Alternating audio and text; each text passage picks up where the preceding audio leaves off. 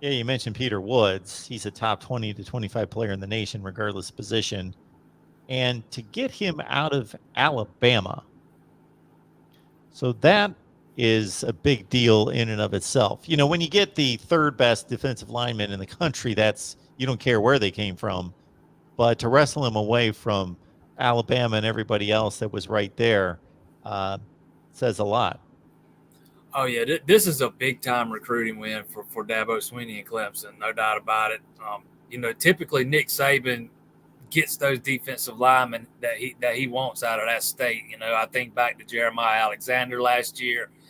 He actually committed on July the 8th, the same day Peter Woods committed to Clemson. And he had not long visited Clemson. Clemson, thought they had him locked up. He gets back to Alabama. Something changes, and he commits to Alabama less than a month later. And that was the fear here, too. Woods visited Clemson for the big official visit weekend, back that first weekend in June. And Clemson had really setting themselves up well in this recruitment pretty much throughout. To me, the only question was going to be, could they hang on in the end and not let the Alabama sentiment win out at the end of the day? Peter Woods grew up an Alabama fan, and growing up less than an hour from Tuscaloosa, there's a lot of pull to stay at home and play for the Crimson Tide. And I think it says a lot about his character to be able to kind of go against the grain, make a decision for himself.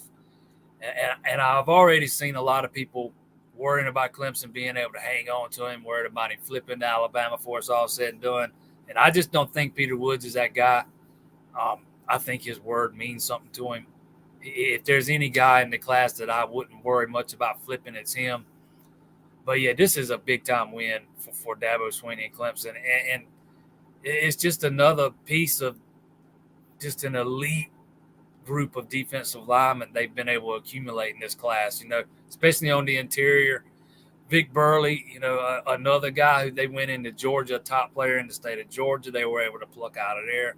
And Stephon Green too. He's a big time prospect. So 3 big time defensive tackles, and Peter Woods just kind of caps it all off.